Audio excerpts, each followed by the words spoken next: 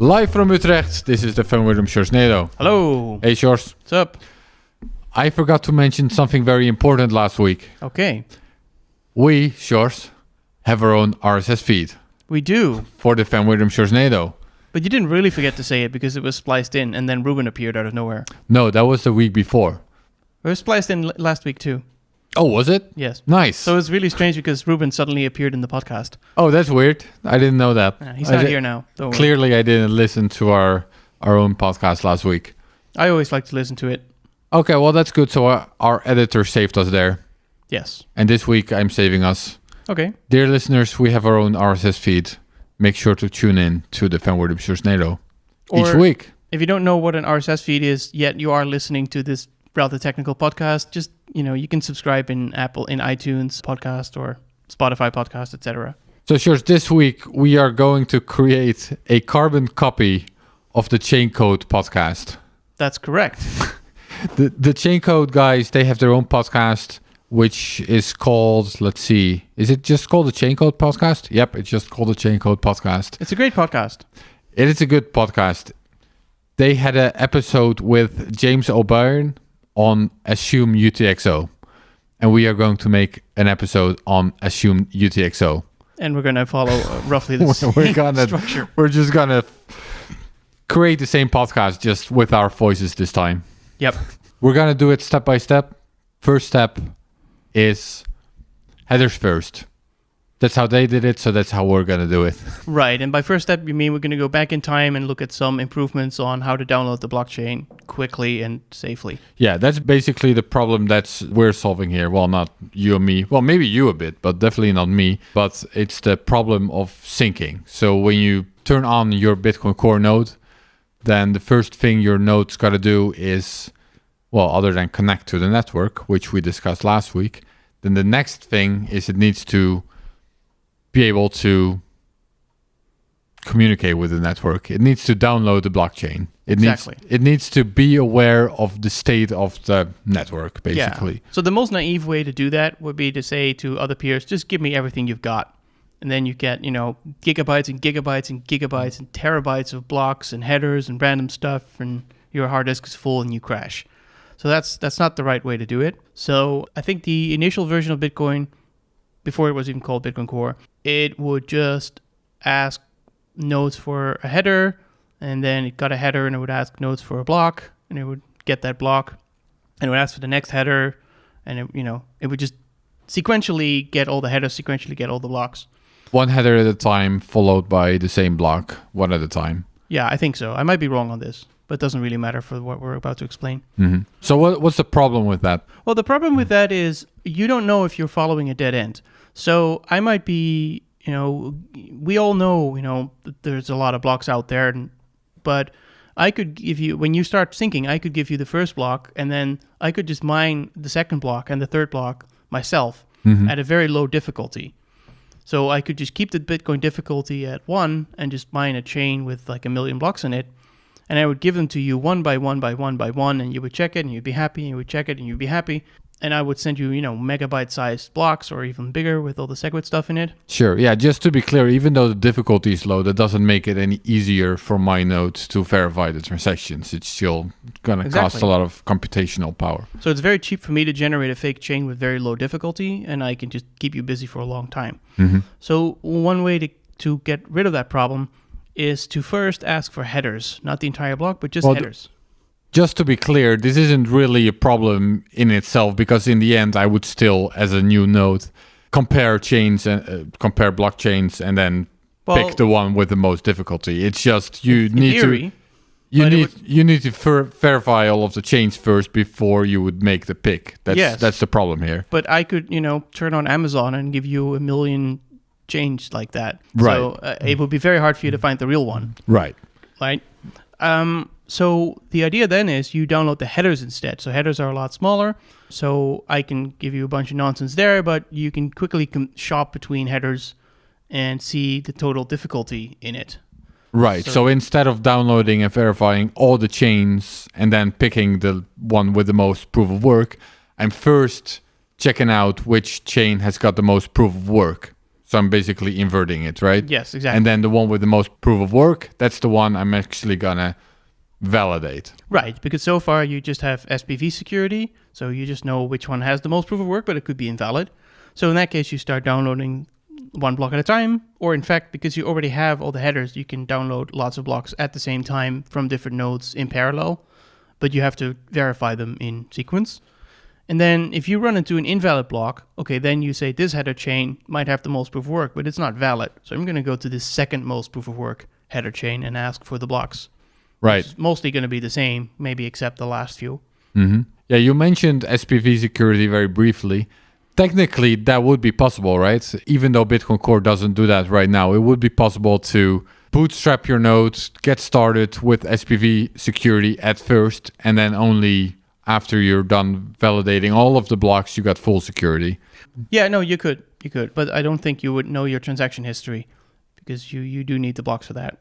Sure, but you would still have SPV security. And there was a proposal to implement something like this in Bitcoin Core a while ago. Yeah, I think so. This was by Jonas Schnelli, I think 4 or 5 years ago, an attempt to at least start up in SPV mode. And then I guess if you create a new address from scratch, then you know its history. So then when the next block comes in and you see a transaction to that address, then you know that you have a balance. You can't rescan any old addresses, but I guess you can see anything new that comes in because you're going to download all the real blocks after, starting at the present, basically. Yeah, you're at least sure that miners think it's a valid transaction, or at least they're spending hash power telling you it's a valid transaction. Yes. So even though you don't have full security, it's a little bit better than nothing. Right, and of course it's definitely enough to receive it and then just to assume that it's fake. But, you can just sit on it for a while. But in the meantime, you would be validating all the older blocks. Yeah, but just to be clear, Bitcoin Core doesn't do this right now. No, it doesn't. Right now, it's just a trick to avoid having to download all of these fake chains potentially. Instead, you only download the chain that has the most proof of work. Yes. That's what headers first is. Yeah, exactly. Okay. Now, next step. So there's a thing called assume valid. That's right. What is assume valid? So assume valid is a block hash that is encoded in the software. Just to be clear, this is actually in Bitcoin Core today. Yes. It's been there for a few years. Mm-hmm. So it is a hash of a recent block, as in recent before the release. And a lot of the different Bitcoin Core developers and anybody else who is on GitHub can see what that hash is, and they can check for themselves whether that hash is real. Mm-hmm. And if you're a new user and you start up Bitcoin Core, it's going to sync all the headers, it's going to get all the blocks, and if that particular hash is in the chain, then it will not verify the signatures. So it's not a checkpoint. The hash does not have to be out there, but if it's out there, you don't verify any of the signatures up to that point. So it's a lot faster to sync that way, right? Or a lot less slow, I would say. Do you still download the signatures? Yeah, you download everything. You download the everything. Whole blockchain. Right. So it's just a shortcut for syncing is that you do not verify the signatures up until that point. Exactly. So what you are doing is you're still checking the proof of work. You're still checking that miners actually produce the blocks by expending energy. Yeah. And you're checking that it is the longest chain. And you're also checking all of the transactions in order to construct the UTXO set, which is the current state of balances. Right. You can't, money cannot come out of nowhere, basically. Right. So you check all that stuff, but you do not check the signatures. Right. So you're not checking that the valid owner of each coin in any part of history was actually the correct owner.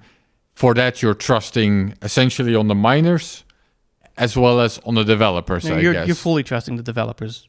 Well, you're trusting that the developers, if they were to put in something that's not real, somebody would notice that. Because you can see the source code and it's just one line, and if that has a hash in it that doesn't exist, well, then you should be worried. Mm-hmm. And it would be quite weird even then, because it would have to be a chain with more proof of work. Otherwise, you would never see it. So some evil developer would have to produce a chain with more proof of work than the real thing in order to trick some future user, but risk everybody noticing it. Yes, well, that's why I mentioned also the miners. You still got to produce the proof of work, right? Yeah. Exactly. So why, Sjors, would we trust guys like you? You don't. I mean, the saying is don't trust, verify. But you're kind of relying on that somebody's done that, because don't forget that you're still downloading a piece of software from the internet, which could have a line of code in there that says just send all the Bitcoins to me, right? So you have to check for sneaky things by the developers in general. But that particular sneaky thing would be extremely easy to see because it's one place in the code base that has a hash in it and everybody can reproduce it. And if you don't like this, and you don't have to like this, you start Bitcoin from scratch with dash assume valid is 0, and then it will validate all the signatures. Exactly. That's just what I was about to ask. If you don't want to put this trust in developers, you can still do it yourself. Yeah, but keep in mind, so you're not putting that particular piece of trust in the developers, but you still downloaded a binary file from the internet. So you are putting trust in the developers. I mean, that depends, right? You could check the source code if you really wanted to, and then yes, you should, and then you see this hash. Compile it into binaries if you want to. Yeah, that's you can do that, and then you'll see this hash, and you trust that part of the source code isn't sneaky, because you can look at the source code, but there could be some really sneaky, obscure C++ code in there that you have no idea what it's doing, and it's stealing your coins. You're underestimating my ability to check for very sneaky C++ source code, I think. Well, that's great. We need more people like you to make sure that doesn't happen. I wish that was true. Okay, so this is actually in Bitcoin Core, and it's been in Bitcoin Core for a while. Yeah, I think a couple of years. Yeah, and apparently everyone's comfortable enough with this. I don't know. Looks like it. I don't know if people use the feature, right? They might turn it off. So now a newer idea, which is sort of based on Assume Valid, is James O'Brien's Assume UTXO. Yes. Right? So what is the difference? What is Assume UTXO then? Well, here, the UTXO set, as we've said a couple of times, is the collection of coins that exist right now. So every time you send somebody money, that creates a UTXO, and it destroys the UTXO that you sent from. Yeah, so, it's the current state of balances, is how I generally call it. Yeah. Although, yeah. Yeah, I know it technically, I guess you object to the term balances. Well, because balance is something you can add and subtract to, but these UTXOs are destroyed all the time. So it's like you have a bank account and the bank account is destroyed when you use it. Sure. But in general, the idea is that every time, the only way you can reconstruct the UTXO set, so the only way you can find out which coins exist right now, is to replay everything from scratch.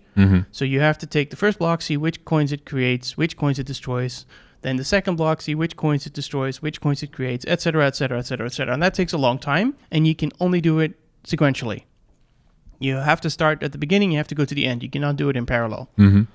Because you don't know if block 1 on 1,000, you don't know if it's valid, because you need to know what coins existed at one block before it. Yeah. So this is annoying because it takes a long-ass time to sync the whole blockchain. So what Assume UTXO does is it takes a snapshot of this UTXO set at a certain height, maybe just before the release or a bit older. And then when your node starts, it starts from that point. So it initially skips the whole history. It starts from this snapshot, and then it just checks the next block and the next block and the next block and the next block until it reaches the tip, the most recent block. So then you know exactly your balances, and you can start using it. But in the meantime, in the background, it starts at the genesis block, goes all the way to the snapshot, and make sure that the snapshot is correct. And if the snapshot is not correct, it starts screaming. Right. I'm assuming it still does the header first syncing, right? Like first It checks out which chain is the longest one. In fact, it has to, because in order to load the snapshot, it must already have the headers at that point. So it has to have the headers up into the snapshot before it can even load the snapshot. Right. And then with Assume Valid, it still did all of the UTXO set constructing. It still replayed all of the transactions. It just didn't check for the signatures. It just skipped the signature validation. And now with Assume UTXO, at least initially, it skips all of it. It skips the transaction replaying, as well as obviously then also the signature checking. Yeah. So it just takes the UTXO set and from there on out constructs the blockchain based on the newer blocks that have been found since then. Exactly. And so you're back to where everything started as soon as that backlog checking has been done. Then you're basically at the same trust as you are now. However, you could argue, and this gets into trade-offs, like do you really want to check all the history? Because there are a lot of things you can know without checking history. So there's no plan right now to not check history, because that's still a bit controversial. Yeah, you mean check history after... Before the snapshot. Yes, you basically check the snapshot, then you check what has happened since the snapshot, and once you've constructed the current version of the UTXO set and the current version of the blockchain, then you go back to block number 1 and start to check if your assumption of the UTXO set was actually correct. That's right. And so the question is, could you eventually in the future opt out of doing that? And what are you sacrificing when you do that? Right. And, well, some things you're not sacrificing. So the nice thing is, if you start at the snapshot and you create a new address and you receive coins on it and they get into a block, then you kind of know that block is valid, at least unless there's another chain out there. Because otherwise, like, a lot of miners are wasting a lot of proof of work on a chain that's not valid. Which could be true. Which could be true, yes. Yeah. Which is a trade-off. You're trusting that miners are being honest there. You're trusting that they're not burning resources just to screw with you. On a very, very, not screw with you, screw with everyone, yeah. But, there could be some conspiracy where the snapshot is fake, and, the core developers and the miners collude and create a fake snapshot that has a couple of extra coins in it, that all the miners agree that they will approve blocks with that coin in it. So you could sneak in a hard fork. That's kind of the scary thing about it. Which is why, again, you need people to check whether the snapshot is real. You can either do it yourself with this back validation, or you can go in or you can rely on the fact that other people are looking at the source code and see this one particular line, which if it contains something ridiculous, there's a problem. And again, the same story with the headers, right? That still need to match. So somebody would have to spend a whole lot of proof of work and sneak that fake snapshot in. Right, so this is not included in Bitcoin Core right now. No, in fact, all of this is quite new. So I think the current version of Bitcoin Core has a way to create a snapshot. Right. But there's nothing you can do with that snapshot. And then not the version that's coming out now, but the version that might come out like early next year should have a way to, probably will have a way to load a snapshot. What does load a snapshot mean? So this UTXO snapshot, the set of coins is a couple gigabytes. Mm-hmm. And the only way you can get it is to download it from someone. Right. It's not included in the source code, and there's no way to serve it over the peer-to-peer network yet. Right. The only thing that's included in the source code would be the hash Correct. of the UTXO set, not the UTXO set itself, because it's too big. Right. And so initially, maybe that UTXO set is just a torrent that people can host. It's very easy to check a torrent because it also has a hash. Mm-hmm. Or one use case for that could be, say, if you're running a BTC Pay server, if you're spinning that up for the first time, it's really, really time-consuming to have to download the entire blockchain. But then you probably want to skip validation of the older stuff. Because if you're running that server, you're probably also running a node somewhere else, so you can still compare that you're actually looking at the same chain. So that could be a good use case for it. And then it's nice that the BTC Pay server thing just downloads a 3 gigabyte file and then starts syncing from there. Saves you like 2 weeks. Because all these web servers, they're incredibly slow. Right. So right now, Bitcoin Core can make a snapshot of a UTXO set, but it doesn't actually do anything with it. Yep. Then in an upcoming release, it's going to be able to download a UTXO set? No, it's going to be able to load a UTXO set that you downloaded. Right. Somewhere. Okay. And then maybe in a future version after that, then it's going to sort of complete the package and you might have something called Assume UTXO in Bitcoin Core. One way such a future could look is the nodes, every node that wants to would serve this snapshot. Probably not automatically because it's pretty big. It's like a couple gigabytes. But any node that wants to could serve the snapshot, and then there's a peer-to-peer protocol to download the snapshot automatically. And so when you start a new node, it would automatically find the snapshot, use the snapshot, sync to the tip, show you some orange blinking thing, probably, and then sync from the start to the snapshot, and then show you a nice green blinking thing. Is this controversial at all? The fact that there are some trade-offs there, some security trade-offs, even though they're small and temporary, they're there. Do you think this is controversial at all? I don't know. I mean, usually with these kind of features, first of all, it's experimental. So that means you probably need to do something to turn it on. My guess is, once it's done, to the point that I just described, it's probably still going to be off the first time. And then if people start objecting to it or not, that's sort of the thing you need to see. I mean, something is controversial when people decide it's controversial. Yeah, but that hasn't been decided yet then. Not that I know, but there's only a handful of people who actually grasp this feature, so it might be a bit early. In the longer run, something that's been an ongoing discussion for ages is the idea of committing to the UTXO set inside the blockchain itself. UTXO commitments. I've heard of that. That certainly is controversial. I don't know if anybody is opposed to it in principle, but it's certainly controversial depending on how you do it. Because what you want to prevent is sort of the scenarios we discussed before, right? The scenario where the blockchain is too big to check for everybody, and then a bunch of miners and developers decide to give themselves some coins, and they get away with it because not enough people verify the entire history. So that's a risky part of it. How would that work with embedding? Sorry, it's embedding the UTXO set into the blocks? You're not embedding it. You're embedding a hash into the block. Sure, So yeah. every block would contain, I guess, in the Coinbase transaction, a hash of the UTXO set or some other derived thing of the UTXO set. What's the benefit of that? Well, then, instead of relying on what's in the source code, this hash, you would rely on what's in the blockchain, this hash. That's, I guess, you make it part of consensus, and a block is not valid if the hash is not valid. So you would reject blocks that have an invalid hash rather than reject code that looks fishy. I think it's a different thing. But there are very different ways that you can put stuff in a block. It could be as straightforward as a hash, but it could also be something a little bit more indirect. Something that if you look at the block and you see this number, you do not know the UTXO set and you can't download the UTXO set using that information. But you have to process the whole blockchain from the Genesis block to make sure that thing in the blockchain is valid.